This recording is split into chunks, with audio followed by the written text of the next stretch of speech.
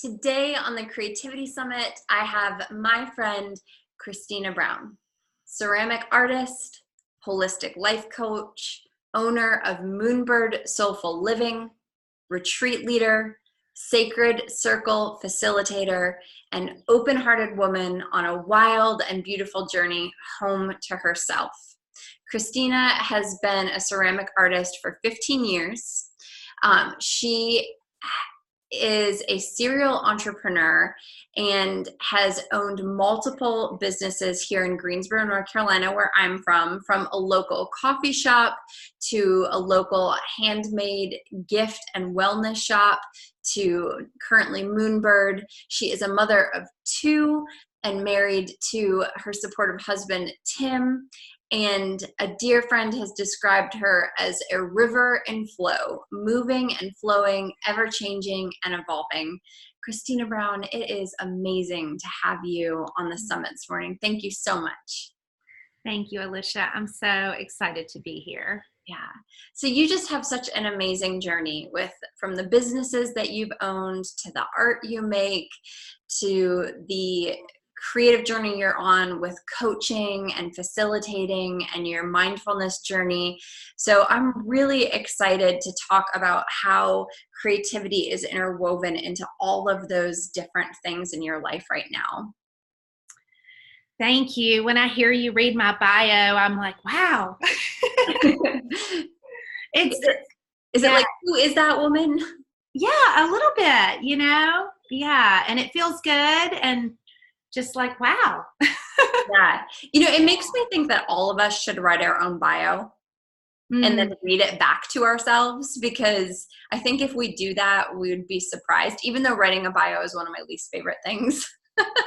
It's hard. It is. Yes. Yeah. So you are just on such a magical journey right now. And I'm just wondering, how is creativity showing up in your life?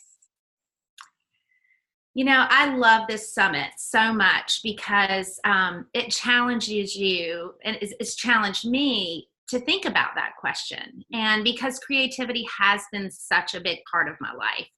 And even this morning as I was getting ready, I was thinking back to being little and being creative and growing up, just all of it. So I guess to answer that question, creativity, I think I came to it, to put it in a sentence, it has really been this journey home to myself. And it's been different in so many ways. And I can look at it and see where I was little and free with my creativity. And then I can look at it and see where creativity was challenging and hard. And then where it was a companion when I was on a grief journey. And then now that I'm taking a step back, which I've shared with you about my soul sabbatical, but can you tell listeners about the soul sabbatical? Yes, I definitely will. Because I see doing that, I'm taking a shift and embracing creativity to evolve into something new. So I came up with that soul sabbatical a few weeks ago when we started talking about this summit, because I was a little intimidated, because I've always defined myself as a potter, at least for the last 15 years, even though in between that time I was doing different things. And I've really felt led through that journey to put a little pause button there, just set it down. I'm not getting rid of it. My studio is still right there. I see it every day. But to really lean in to what's making me come alive and what's feeding my soul. And right now it's leading retreats and holding space for other women to really share what I've experienced in the last 10 years in trying to connect with myself and see what my truth is and come home to myself. So my soul sabbatical is doing things creatively and nourishing that feed my soul right now. I love that. I asked a guest on my podcast recently if she considered herself a creativepreneur. And she was like, what is that? And I was like, well, it's someone that is an entrepreneur, but does it through kind of creativity. And it seems like your journey is that, but do you consider yourself a creativepreneur? Wow. That's a really great question. Yeah, I think probably yes. If I'm going to give it a definition that just rises up in me right now, would be instead of an entrepreneur, it would be a creativepreneur. I've created things and spaces and experiences, and so yeah, I love that. It's a fun. There's a hashtag. Everybody should check out the hashtag creativepreneur. It's really fun. There's lots of different things. I'm going to check that out. But because I know you, I know that you create ceremony and you create ritual, and I'm wondering if you could share some of your favorite ways to either set the stage for yourself to be creative through ceremony or ritual, or ways that you think others could benefit from setting the stage for themselves in creativity with ritual. I love that. I would love to talk about that. I love ritual. And I guess you can look back in your life and see where you've had rituals and then begin to be intentional about them. And I think that's a beautiful challenge to just offer yourself, to just notice. But for me, if I'm going to be creative, I really want to be intentional in connecting with where I am in my life and what's going on in me, what's going on emotionally and in my heart and in my body. And I really respect and honor sage and Palo Santo, and I really like to cleanse my energy field, and really, because I've been doing that for so many years, the sensory part of myself and the smell brings me right to a place of feeling like I'm home.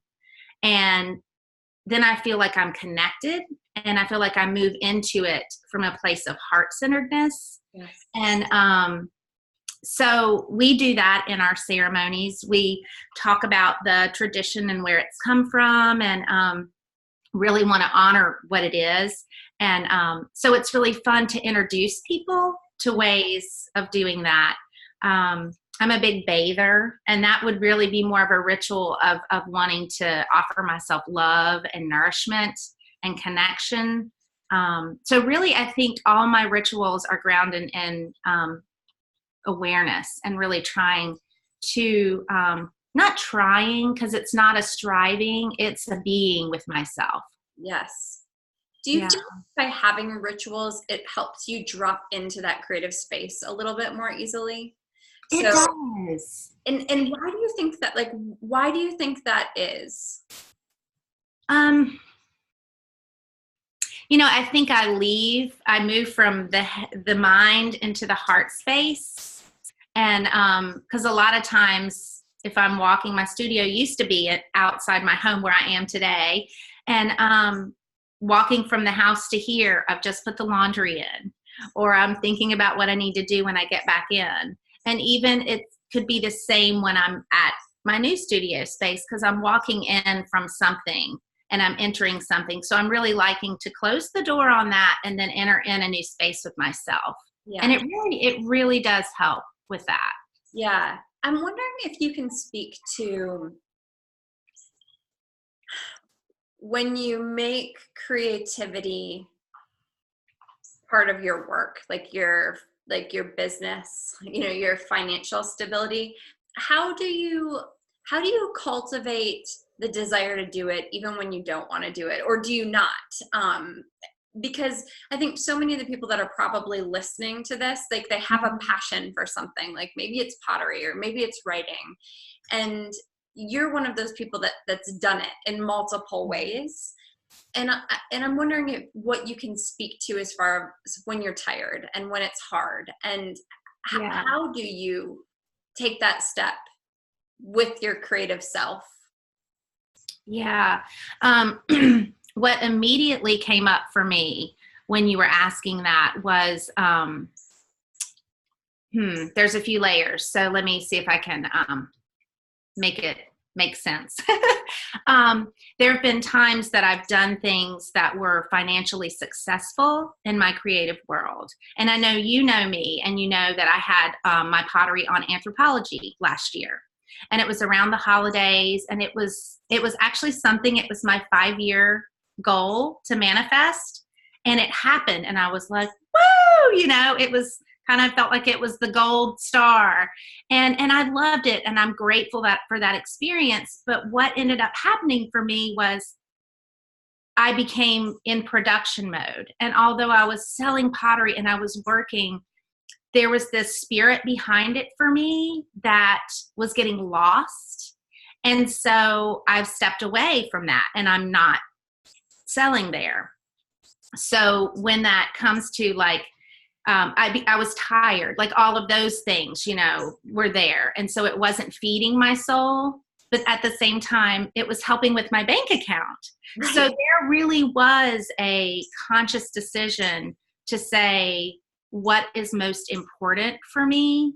What really makes me come alive and feel nourished? And it wasn't what was in my bank account. And so it has, it's a struggle as an artist, to not always be like making ends meet or having enough or what you think you need, and then having to really sit with making that shift. Gosh, I could talk so much more about that, but that's kind of like scratching the surface. If you're comfortable with that, if you could say a little bit more, because I think that there is such tension between the desire to produce and create for financial reasons, but also that like feeding yourself creatively and knowing when to listen to it being time for a shift. And I think that you are one of those people that walk in that truth so beautifully. And so anything you can share with us would be really useful. My husband said something to me this week. He said, I've never seen you more alive than where you are right now. And I'm in a place where everything is somewhat new. I'm doing new things. I'm working a lot, but I don't feel tired. It's a real interesting place to be, but it's also not like gangbusters financially, like coming in kind of thing like that. And it was really interesting. My husband's quiet and he doesn't say a lot, but when he says something, I listen. And when he said that, I was like, you're right. But because last year, this time, I was working till 2 and 3 in the morning. And it was interesting because it was what I thought I wanted. I had manifested it, and it happened in almost exactly 5 years, which was like a little like, woo. So, but it was really beautiful to know like, oh, wow, I did that. I went on this path I thought was where I wanted to go, and I'm okay to shift. Right. So I guess to know when to shift, I think that really comes from time with yourself and that quiet and that trusting when the hard emotions come up and being compassionate with ourselves and offering that kindness to acknowledging, I thought I wanted this. It feels like this. It feels scary to do this, and really sitting with it. And it's going to be unique to everyone, but I think it's really rooted in what's true for a person and listening, a lot of listening and testing, a lot of trusting and support, and having people to mirror to you that say, I see you alive. And it gives you that little, it's like a little flashlight, they hand you and then you're like, okay, I'm going to go one more step, because the people are important around us that see us. Absolutely. We're talking about creativity, but I'm wondering, what does creativity mean to you? So,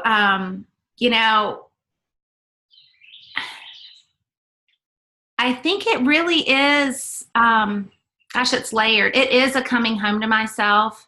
It is me being connected in a way where it's like creativity is like a process. You know, you're making something and you're all excited about it.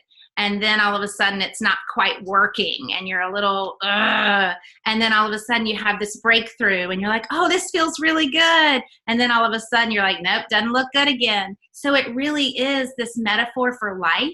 Yes. And it's this embracing of all the stages, and it's beautiful and it's hard and it's all of it. So I keep going back to that coming home to myself, because I feel like it is this journey to me and who am I really, and where do I want to, you know, let my roots go deep and my arms stretch out into the world and offer and be a part of other people's lives and my own, you know. Absolutely. I love that. I think it's so beautiful. Connected. I think I heard you say that, right? Yeah. Yeah. Yeah. Creativity means connected. Yeah. Yeah. Really connected in a lot of ways with ourselves and with others. When you create in a group, how it feels to all be, you know, doing the same thing, but different things, and how we start to, like, you know, vibe on each other's energy and get excited for one another. It feels positive and uplifting. Absolutely. Yeah. And creativity can be such a nourishing act. I mean, even whether we're doing it for ourselves or whether we're doing it for others or for work, Mm-hmm. it's like when you are connected, it's nourishing in that way. It is. And I also think it's like, it's a great practice for letting go.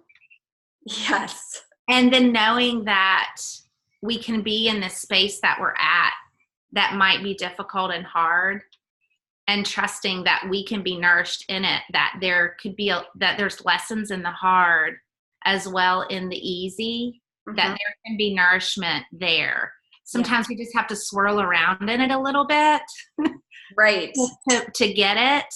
But and that's the connected piece you're saying. We're still connected.